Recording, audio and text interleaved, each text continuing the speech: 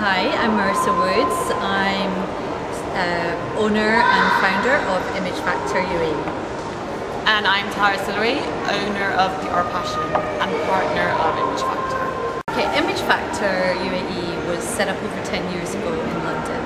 We're based in London and Dubai, and we provide styling services, styling training. We are representatives and members of the Association of Stylists and Image Professionals London. We aim to increase the benchmark of styling professionally and personally in the Middle East.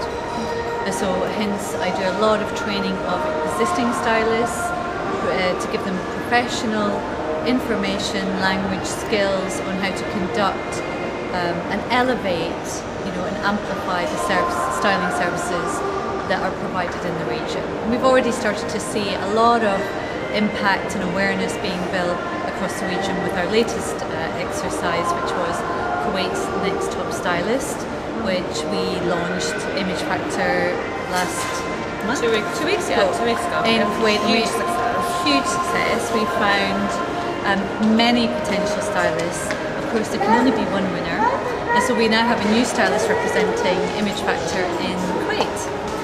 We're based here now in Dubai, and we travel Europe, London, New York Fashion Week, looking for fashions from runway, off the peg for our customers who either don't want to travel, are unable to travel, or want someone to travel with them and conduct personal shopping services as well. So we offer a range of services because we are connected to the consumer. We have that consumer insight into the fashion industry.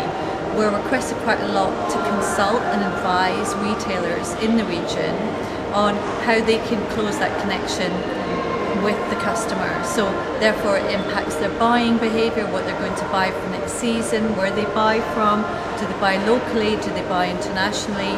So we provide that insight and that advice and that consultancy service, and that's really flourished over the last 6 months. And incorporating Tara's services, we now provide PR and media solutions to that equation. So now we're kind of end-to-end from providing the customer with added value through styling, right through to commercial shoots, highlighting the retailer to the customer, and then closing that gap between what the customer actually wants and providing that insight. So it's full end-to-end services. I live in Kuwait, well, between Kuwait and Dubai, and I source designers. So I would bring designers from Paris, from London, to a region which they're not in. So I brought designers to the launch of our Image Factor event a few weeks ago from Paris and from Dubai, and none of them are in Kuwait. So we had like a massive big press day and then a buyer's dinner in the evening where the likes of Harvey Nichols and 360 Mall were introduced to the designers. And then through that we had a 2-day styling course as well, which Marrisa run. And we incorporate our designers' looks into the challenge for the stylist at the end. So it's like it's a 2-day fun event, and we're going to bring it to more regions than Kuwait for sure, because we've got a lot of followers, and a lot of people actually asking us to go to different countries like Saudi and Egypt, Bahrain, so watch out. Awesome. Well, you've already answered my question about fashion in Dubai, so I have a question for both of you. Yeah. Emerging talent in Dubai, platforms, I don't know, advertising, getting them that limelight, getting them that exposure is so hard. Please comment on how, if you could, put your 2 cents in and help them, what would you change or how would you do it? You know what it is? Because here, it's very competitive. Okay. There's an awful lot of designers, there's an awful lot of wannabe designers and wannabe stylists. So what we do, and we don't really beat around the bush about it, is we don't take anyone on who doesn't reach our standards, for it be styling or for it be designers, because I'm not going to bring a shoddy designer, to Saudi or somewhere, because it looks bad on us. It's our reputation at the end of the day.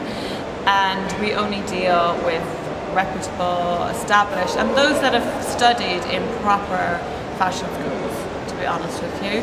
Yeah, obviously not everyone has studied in Paris or Milan, but that doesn't necessarily mean that some that haven't don't have a talent as well. But we want them to, it has to be their passion, not just a hobby.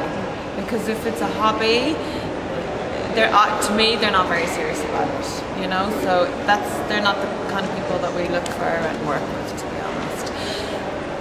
And it's so competitive.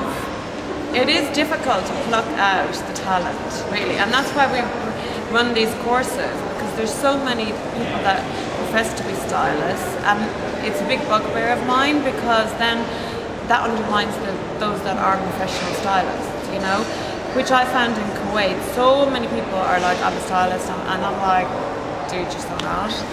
So now we have good stylists in Kuwait after Marrisa trained them. In terms of, you're going back to your question about supporting designers, for me, totally echo everything Tara said, but I think there's a formula here in Dubai that's definitely shaped through a huge amount of personal awareness on the individual, the designer. They have to do a huge amount of awareness activity, social awareness activity, be seen everywhere. That's what I would recommend. You cannot be a designer who doesn't want to be seen, unless you have a designer with a large budget. You have to then network, be able to present, but in a classy way. But in a very in a very defined with a plan. The people that I've seen and assessed in terms of their credibility and amplitude to get their brand there very quickly in terms of their design brand have hired PR teams here in Dubai, because it's the fastest way into the marketplace, and otherwise it's going to take you a very long slog, making a lot of mistakes around what you did, where you spent your money. You're not really sure where you get return on investment, and you really, as a designer, got to keep thinking, how do I get return on investment? Otherwise you start very slowly, which is at home, connecting your network through your friends, and that sometimes isn't really where you want your designs to be.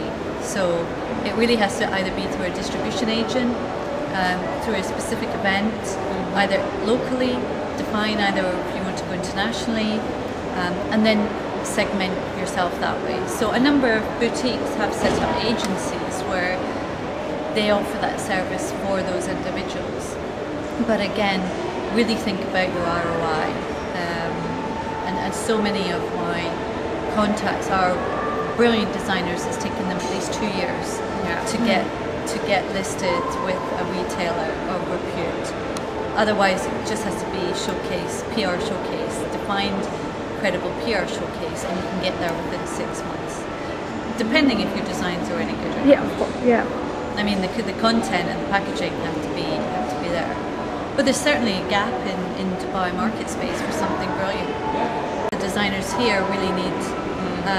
And it's coming now in the pipeline, but we just don't have good design skills here. Yeah. And you have to go to Parsons, you have to go to Central St. Martin's, and a lot of the designers, the fledgling designers here, will not have that opportunity because of the nature of the culture that we're in and they are in. So, a 2-3 day short course for designers isn't really going to make you an expert. Yeah. So they've really got to interrogate as well the design schedules, design courses that are offered here. Does it fit their expectations, and do they really interrogate what they're going to be at the end of that? A fully fledged designer or a pattern cutter? Nice, thank you. Thank you to Buy in a Frame.